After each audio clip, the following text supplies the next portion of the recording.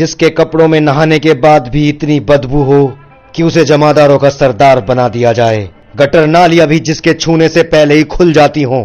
ऐसे जमादार की मृत्यु गटर में फिसलने से कैसे हो सकती है?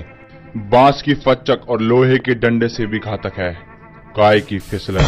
काई? किसने जमाई वो काई? वो विश्वासघाती काई कहीं और नहीं, मेरे ही टकले पे जमाई। बुड्ढे टकले, आज मैं तेरे टकला फोड़कर तेरे दिमाग में जितनी काई जमी हुई है सारी बाहर निकाल दूंगा। रुको शिवा बेटा, पहले पूरा सच जान लो, उसके बाद अपने पिता के टकले से काई निकालना। मेरा पिता? तो मुझे बताओ कि ये पूरा सच क्या है, कि तू मेरा बाप कैसे हुआ और तूने मेरे बाप को कैसे मारा। बहुत कंफ्यूजन है यार, जल्दी बताओ। जिसका दिल कमजोर है वो इस स्पूफ को ना देखे, और जिन्होंने इस चैनल को सब्सक्राइब नहीं किया वो पहले सब्सक्राइब करें।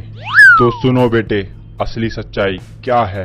ये कहानी शुरू होती है आज से 50 साल पहले से, जब तुम्हारे दादा ठरकी विक्रमदेव महाराजा की कुर्सी पर विराजमान थे और महाराजा के बड़े भाई बिज्जल देव की गुप्त रोगों की वजह से उन्हें सिंहासन नहीं सौंपा गया। बिज्जल देव को ऐसा लगा कि उसके टूंडे होने की वजह से वो हिला नहीं पाएगा, इस वजह से उसे सिंहासन नहीं मिला। जो अपना हाथ नहीं उठा सकता वो हथियार कैसे उठाएगा? फिर एक दिन तुम्हारे ताऊ की शादी शिवगामी से हो गई और वो शिवगामी को सेटिस्फाई नहीं कर पाया और कई रातों तक शिवगामी अपने यौवन की आग में झुलसती रही। और ये बात उस दिन की है जब शिवगामी के ठरक का पारा 300 डिग्री तक पहुंच गया। उसने लात मार के टूंडे बिज्जल की सुझा दी और उसने किस तरीके से भागकर अपनी बचाई। उस दिन शिवगामी के कक्ष के बाहर मैं खड़ा था। सेवक को महारानी ने उसे सेटिस्फाई करने की आज्ञा दी। तो क्या मैं ठहरा रक्षक। उसे इतनी सुंदर महारानी सामने से प्रपोज करे तो मैं कैसे रुकता। मैं अपनी जवानी की आग में बहक गया और एक दिन हमारे महाराज विक्रमदेव की असमय मारने से मृत्यु हो गई और महल में सन्नाटा पसीज गया। तो मेरे बड़े दादाजी बिज्जल देव ने कभी आपको रंगे हाथों नहीं पकड़ा? रंगे हाथों नहीं, मैं पूरा का पूरा नंगा ही था।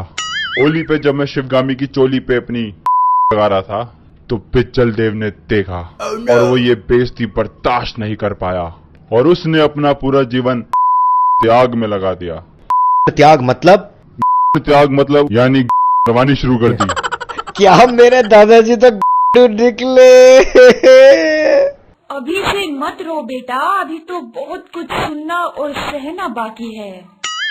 और फिर महारानी शिवगामी मजाक में प्रेग्नेंट हो गई और फिर वो मुझे हाथ भी नहीं लगाने देती थी। तब मेरी नजर महाराज विक्रमदेव की पत्नी पर पड़ी, जिनके पति की ऐसे में मारने से मृत्यु हो गई थी।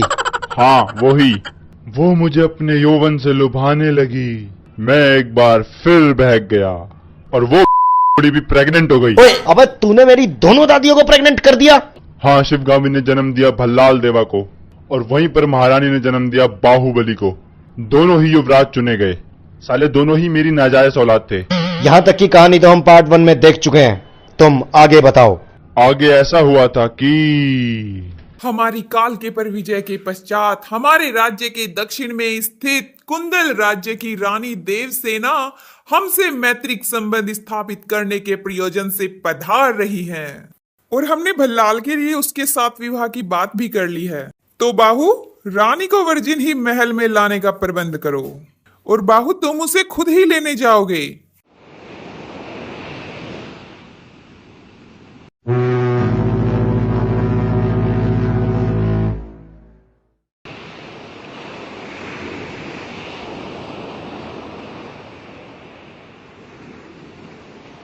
ए नौकर, चलो सामान उठाओ।